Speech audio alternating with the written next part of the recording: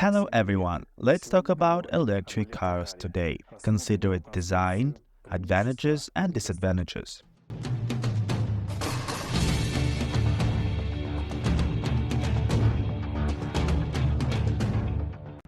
The main components of the design of electric car are the battery and the electric motor, which is powered by this battery.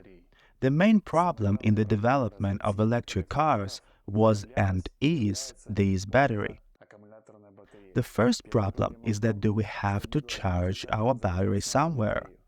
The second is that the battery must have a certain capacity in order for the car to be able to drive at least 200–300 kilometers before recharging.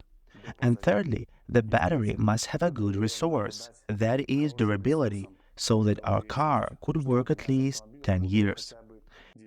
An interesting fact is that 100 years ago there were more electric vehicles on the roads than now.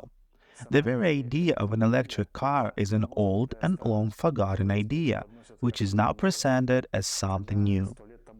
100 years ago, there were no necessary batteries that would satisfy all these requirements that I spoke about earlier.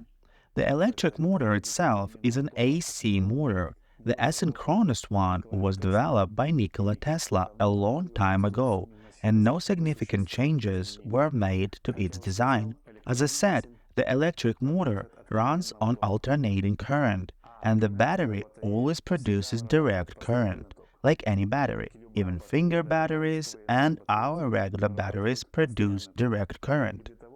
And in order to convert the direct to an alternating, an electric car uses a device called an inverter. Also, the inverter is part of the control system. It regulates the speed of our electric motor. In order to increase the torque of the electric motor and to evenly distribute the torque between the wheels, a reducer is installed after the electric motor.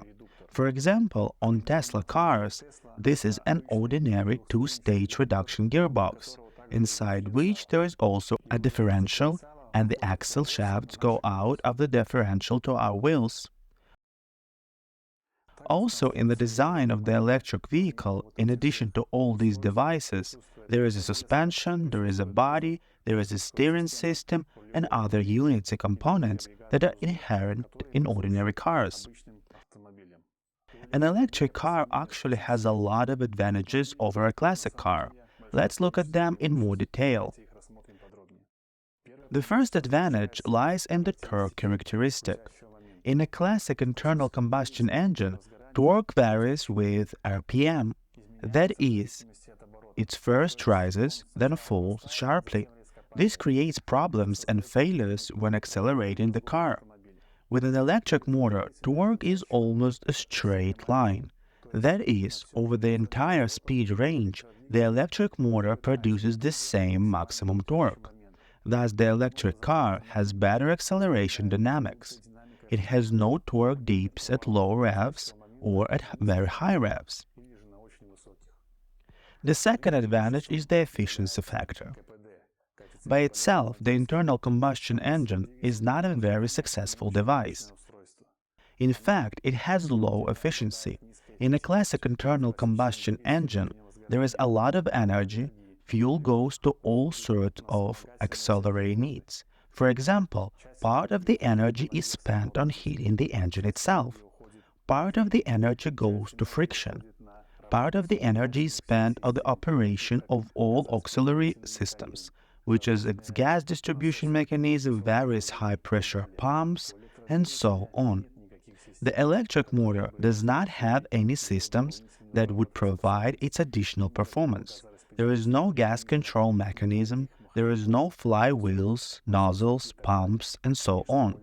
Of course, the electric motor also has some energy losses for heat, but they are very small. The third benefit is regulation. The electric motor is very easy to adjust. It is very easy to change its speed and torque. Also, the electric motor operates in a wide frequency range, and the electric motor does not need any gearbox. The fourth advantage of the electric motor is the ability to charge when braking. That is, when the car slows down, the electric motor switches to the reverse mode of operation and generates electricity. And the fifth and last advantage is the environmental friendliness of the electric car. It is clear that it does not emit any harmful emissions into the atmosphere, although the production of the batteries themselves is very dirty. Now let's talk more about the disadvantages. All of them are connected to the electric battery, as I said. First, an electric battery has a high cost, about $15,000, which affects the final cost of the car. The second disadvantage is charging. That is, we are tied to charging stations. You can charge at home, but you also need a network of charging stations. In our countries, this is still poorly developed, but I think that in the future this problem will be solved. And the last drawback is a problem that we will face later in the future. This is the problem of recycling the electric batteries themselves. So, conclusion. An electric car is a very technologically advanced device, which of course is the future. In the meantime, visit our website autoostrov.by and find parts for your classic cars. Thank you for watching. Don't forget to like and subscribe to our channel. And all the best to you. See you again.